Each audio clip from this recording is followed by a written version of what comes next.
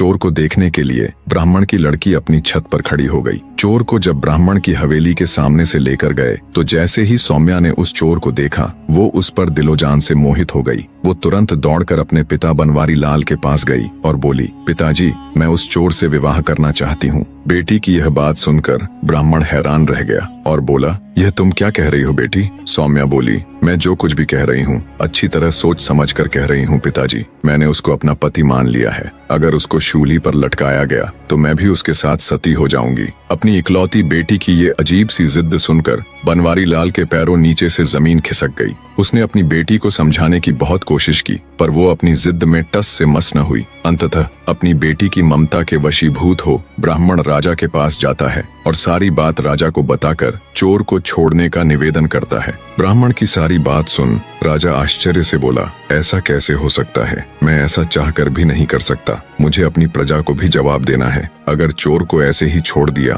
तो सब नगरवासी क्या कहेंगे? कोई हल न मिलने पर बेचारे ब्राह्मण ने वापस घर जाकर अपनी बेटी को बहुतेरा समझाया पर वो अपने निश्चय पर अटल थी। सौम्या के हठ का समाचार पूरे पास पड़ोस में फैल गया। उड़ती उड़ती बात चोर के कानों तक भी आ पहुंची। जब चोर को पता चला तो वह रोने लगा। तय समय और घोषणा के मुताबिक चोर को नगर के चौराहे पर ले जाया गया। चोर को फांसी होने का दृश्य देखने के लिए सारा नगर टूट पड़ा। चोर को जब शूली के पास लाया गया तभी सौम्या भी वहां आ गई। उसके बाल बिखरे हुए थे। उसने बिल्कुल एक वियोगिनी के जैसा वेश बना रखा था। भीड़ के बीच खड़ी हो उसने घोषणा की कि इस चोर को वह अपना पति मान चुकी है और उसके शूली पर चढ़ाए जाने के साथ ही वो भी सती हो जाएगी। उसकी घोषणा सुन वहां मौजूद नगर के लोग उसे समझाने लगे पर सौम्या ने किसी की भी बात नहीं मानी। चोर को जब इस सारी घटना का पता चला तो वह ठट्ठा कर हंस पड़ा कि वह सती होने वाली है। कुछ समय पश्चात चोर को शूली पर लटका दिया गया। आगे दैत्य दंभिकासुर बोला, तो विक्रमादित्य,